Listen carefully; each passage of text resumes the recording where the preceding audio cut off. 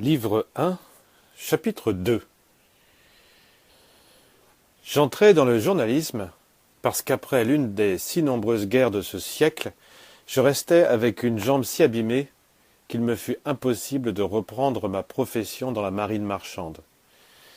Le fait de connaître quelques langues, celui de pouvoir traduire le langage câblé et de rédiger plutôt bien, fut des facteurs favorables dans cette entreprise. J'étais ambitieux et je voulus faire carrière. En effet, je sentais très vivement que ma santé me trahissait et que les années devenaient chaque fois plus brèves. Je renonçais aux aventures et aux jouissances offertes par les voyages sans direction précise, comme lorsque je m'enrôlais en tant qu'homme d'équipage sur quelque navire, dans un quelconque port. Je renonçais aussi à la poésie et à bien d'autres choses qui avaient jusqu'alors égayé mon existence. Il m'était désagréable de marcher appuyé sur une canne, et plus encore, de devoir parfois recourir aux béquilles. Je ne disposais pas de l'argent nécessaire pour un traitement correct auprès d'un spécialiste, et j'avais fui ma patrie, effrayé par le secours si peu maternel des hôpitaux militaires. J'avais des raisons bien fondées pour agir de la sorte. J'avais vu trop de choses. Mais ceci n'a que la valeur d'un antécédent personnel. Pour salaire, je gagnais le minimum. Je travaillais avec le désir de prospérer et avec enthousiasme. Non seulement je voulais réussir une carrière et me faire un nom dans le journalisme, mais je me rendais compte aussi de ce fait. Tant que je dépendais d'un jour à l'autre de la canne puis des béquilles, selon la densité humaine des tramways pour mon aller-retour au travail, mes possibilités dans la vie seraient limitées. Je ne serais qu'un traducteur et rien de plus. Mon premier objectif fut donc de gagner de l'argent. Et comme je tirais de mon hérédité et mon éducation certaines idées religieuses, j'estimais que le mieux était de demander l'aide du ciel. Je pensais formuler mes requêtes à l'un de ces saints auxquels l'on attribue des miracles. Mais mon travail agit contre cette décision. Les nouvelles nous informaient sur la situation mondiale à la veille de la Seconde Guerre et sur cette comédie lamentable de Pantin à Genève. Elles opérèrent puissamment sur mon esprit et finirent par miner ma croyance en les saints. Je ne pouvais pas m'expliquer comment il était possible qu'avec tant de prières, tant de supplications empressées auprès des saints, le monde continuait embarqué dans un bain de sang dont j'avais souffert dans ma propre chair et dont témoignaient avec éloquence ma canne et mes béquilles. Il n'était même pas nécessaire que cette réalité fût confirmée par les douleurs aiguës que j'endurais souvent. Malgré tout, je me consolais en pensant que je conservais encore ma jambe et que j'avais une possibilité de la sauver. D'autres s'en étaient tirés moins bien que moi. Ils avaient perdu leurs jambes ou leurs bras avec des blessures beaucoup moins graves que les miennes.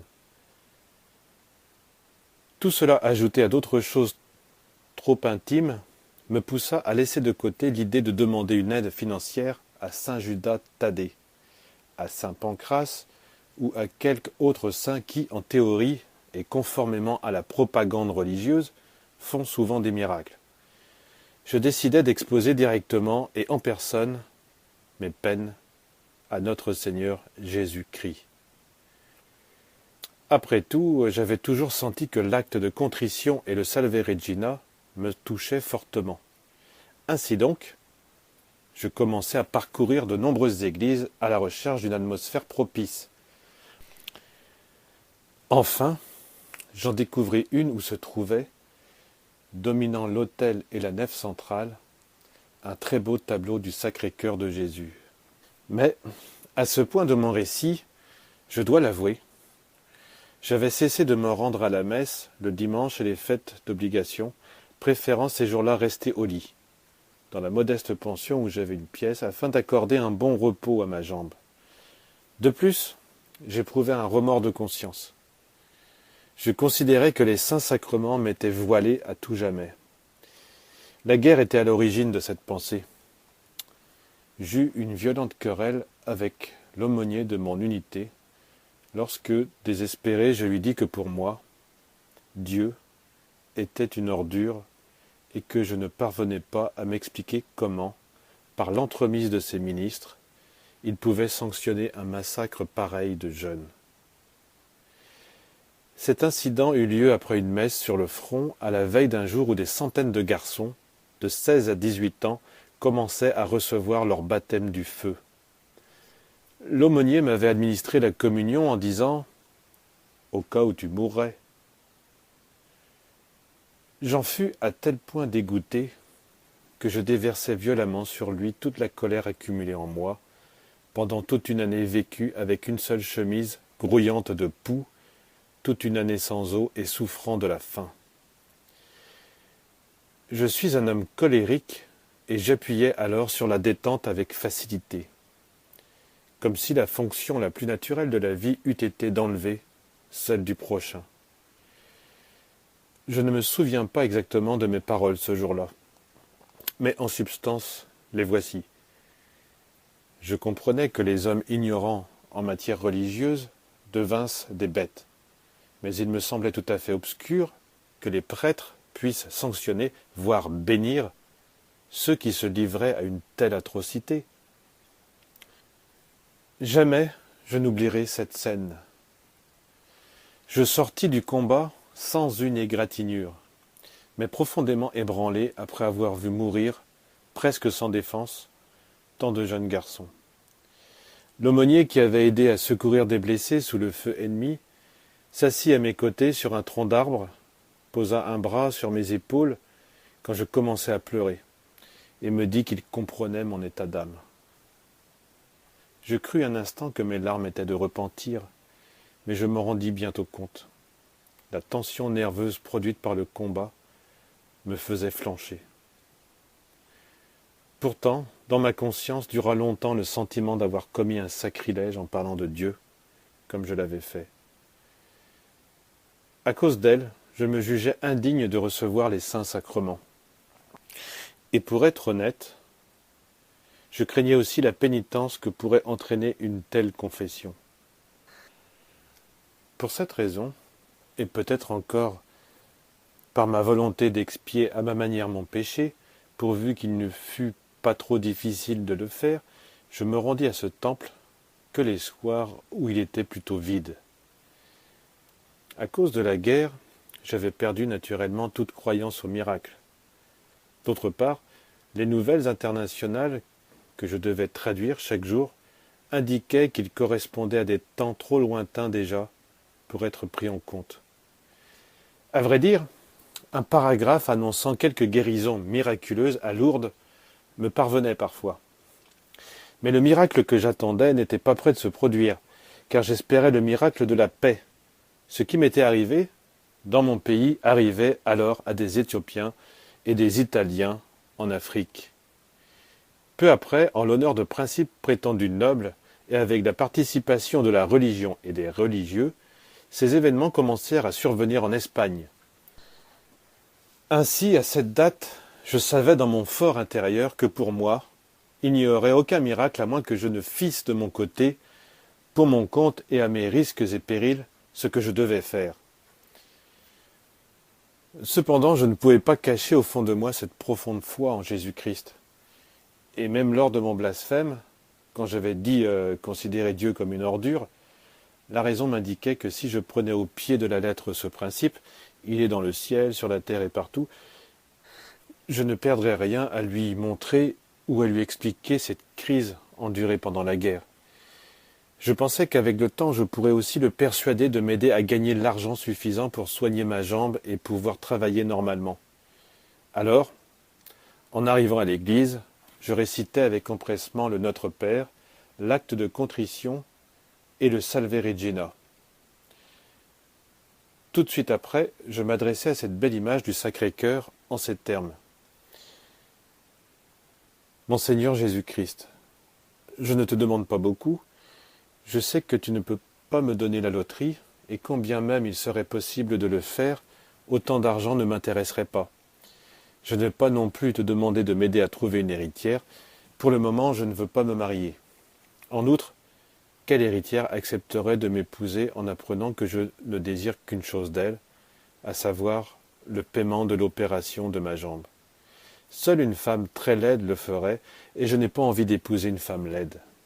Pas plus qu'une femme très jolie, car si de surcroît elle est riche, elle sera certainement idiote et creuse. Sais-tu ce que disait mon grand-père?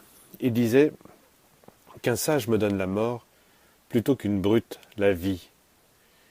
Tu sais bien que ces mots sont inscrits dans mon sang. Aussi, mon Seigneur Jésus-Christ, je te demande seulement une chose que tout le monde semble considérer comme inutile et superflue. Je te demande l'intelligence. Aide-moi seulement à avoir plus d'intelligence. Je me débrouillerai alors et je ne te dérangerai plus. Parmi mes rares qualités, je compte la persévérance dès qu'il s'agit d'un intérêt vital pour moi. Je voulais alors m'ouvrir un chemin et devenir un grand correspondant international. À cette fin, la nuit, dans la pension, je tentais d'écrire les dépêches les plus sensationnelles que je pouvais imaginer en tenant compte de ce que j'apprenais dans mon travail. J'inventais une série d'événements politiques dont j'étais un témoin privilégié. Je savais bien que c'étaient des rêves fous, mais j'avais plaisir à les faire. Il était merveilleux d'observer que quelqu'un pouvait rêver dans une partie de mon être. Peu à peu, en prenant pour base l'expérience que me donnait mon travail, je commençais à écrire des articles sur la situation internationale. J'éprouvais un plaisir très vif à faire des pronostics sur les conséquences possibles d'un fait donné. Il s'appuyait sur certains phénomènes dont je remarquais la répétition virtuelle dans tous les grands événements. Il paraissait obéir à un principe gouvernant lui-même les actes des grands hommes. Ceci me fit reprendre l'étude de l'histoire qui m'avait spécialement attiré à l'école. J'en vins à la comprendre à partir d'un autre point de vue, en observant aussi que cette répétition se produisait de façon automatique depuis les temps les plus lointains. Tout reposait sur la compréhension des motifs. C'étaient toujours les mêmes, et ils animaient tout. Si bien que lorsque mes pronostics commencèrent à se réaliser avec plus ou moins de précision, je décidai d'intensifier mes requêtes à Jésus-Christ. Je les fis plus sérieuses et plus développées. Je notais mes pronostics sur un petit carnet. Au bout de quelques mois, je me mis à exécuter mon travail très efficacement et de façon bien plus rapide, ce qui entraîna une légère augmentation de mon salaire. Je gagnais aussi quelques pesos supplémentaires en faisant des dépêches signées du nom imaginaire d'un grand internationaliste et datées d'une quelconque capitale européenne. Les journaux qui m'achetaient ces articles avaient un faible pour les noms anglo-saxons. Je me sentis donc obligé d'exprimer ma gratitude sous une certaine manière. Je décidai de me rendre à l'église plus tôt et d'y rester plus longtemps. Je commençai mes prières très méticuleusement. Mon Seigneur Jésus-Christ, merci de m'avoir écouté. De jour en jour, je vois plus clair. On a augmenté mon salaire, mais l'opération coûte beaucoup plus cher. Aussi, je te prie de me donner plus d'intelligence. Ainsi, ne continuerai-je pas à t'importuner de la sorte. Je lui exposai de surcroît mes problèmes personnels dans le détail, et je lui demandai conseil en lui disant « Illumine-moi pour que je puisse comprendre plus clairement. » Cette assiduité à l'église devint une habitude bénéfique et dès l'abord économique, car pendant que mes amis jouaient aux dés dans les bars ou allaient se distraire au cinéma, j'allais prier, et l'argent qu'auprès d'eux j'eusse dépensé devenait une somme croissante que je déposais peu à peu sur un compte épargne. J'attendais avec impatience le jour où il me serait possible de laisser boiterie, cannes et béquilles et de me lancer dans la grande aventure, abandonner les traductions pour m'engager dans la carrière de chroniqueur d'affaires sensationnel.